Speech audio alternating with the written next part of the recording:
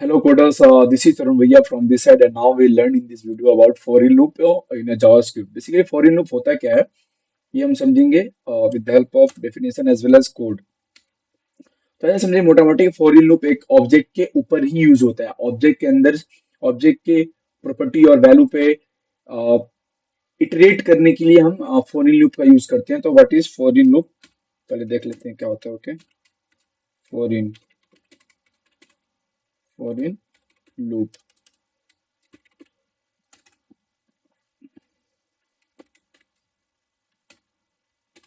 The for in loop in JavaScript, the for in loop in JavaScript is used to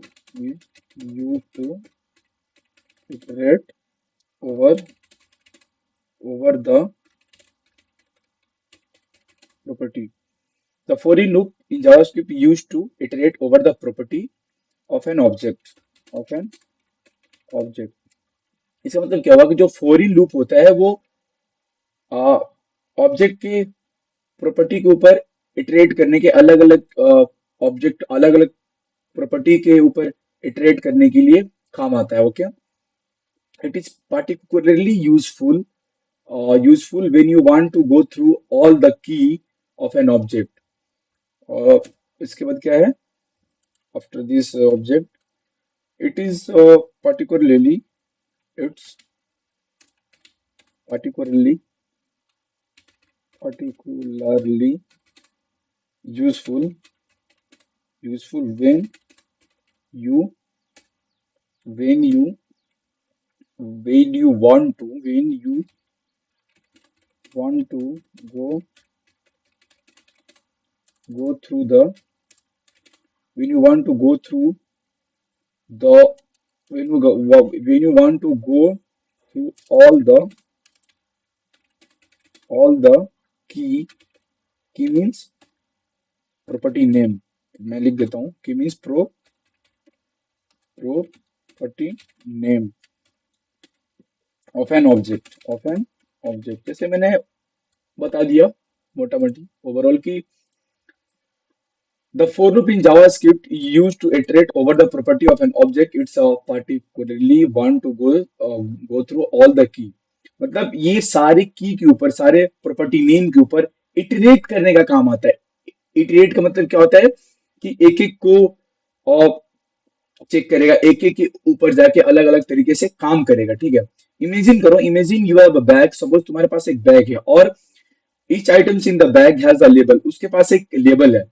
imagine करो कि तुम्हारे पास एक bag है ऐसा कुछ, ठीक है, उसके अंदर आइटम्स हैं। उसके अंदर क्या है, आइटम्स है। इन सबका एक एक नाम है, ये लेबल है। इन सबका एक एक लेबल है मतलब नाम है। इन सबका एक लेबल है मतलब नाम है। ओके, तो ये लेबल किस चीज को रिप्रेजेंट करता है? Label represent the property name. Label represent the property name. Property का जो नेम होगा उसको क्या करता है, रिप्रेजेंट करता है। तो मतलब नेम, एज, ये क्या हो गया, प्रॉपर्टी का नेम हो गया। ऑक्यूपेशन, ये क्या हो गया, प्रॉपर्टी का नेम। अब मैं कोड के अंदर दिखाऊंगा, मैं थोड़ा सा डायग्राम के हेल्प से समझा रहा हूँ। क्या property name of an object and the item itself is the associated with that property. और जो आइटम्स है वो प्रॉपर्टी के साथ क्या है, एसोसिएटेड है। So the for in loop helps you go through each level in the bag and do something with the associated with items।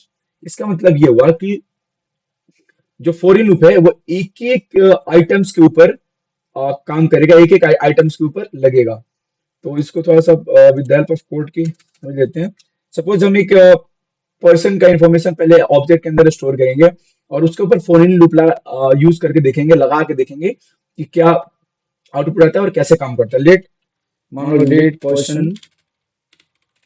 Person एक यहाँ पे ऑब्जेक्ट बना दिया, नेम क्या रख दिया, मान लो नेम रख दिया Tarun. Okay, name Tarun and age मान लो 23। ऑक्यूपेशन ऑक्यूपेशन क्या हो गया, ऑक्यूपेशन हो जाएगा developer. Okay, and then we will use for in loop। तो फोर रिक्वेस्ट इंडेक्स ऐसे होता है फोर, और वेरिएबल्स कौन सा लिया, लेट, दिन, की, इन पर्सन, किस पे लगाना, पर्सन पे, इन पर्सन, एंड देन क्या करेंगे, console.log, console.log की, console.log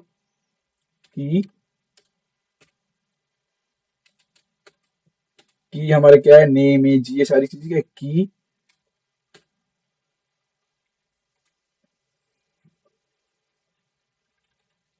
सॉरी सिंटेक्स यहाँ पे गलत होगा, कुछ ऐसा मिल जाएगा, की प्लस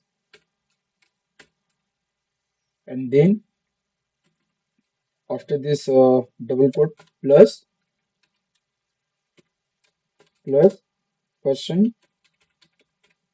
देन एरे के अंदर क्या लिखेंगे, की, सी, की अब क्या होता है यहाँ पे, we go to the console and देख नेम तरुण, एज 23, ऑक्यूपेशन डेवलपर। तो ये जो हमारा होता है, ये सारा इंफॉर्मेशन एक बार में मेरे को दे दिया with the help of for in loop के अंदर। नेम तरुण हो गया, एज 23 हो गया, ऑक्यूपेशन डेवलपर। आई होप कि आपको फॉर इन लूप समझ में आया होगा with the help of this lecture, so that अगर इस टॉपिक के अकॉर्डिंग कोई आपको प्रॉब्लम आती है, so please comment in my comment section, so that तब तक के लिए, so that keep learning, keep exploring from this video. Thank you so much.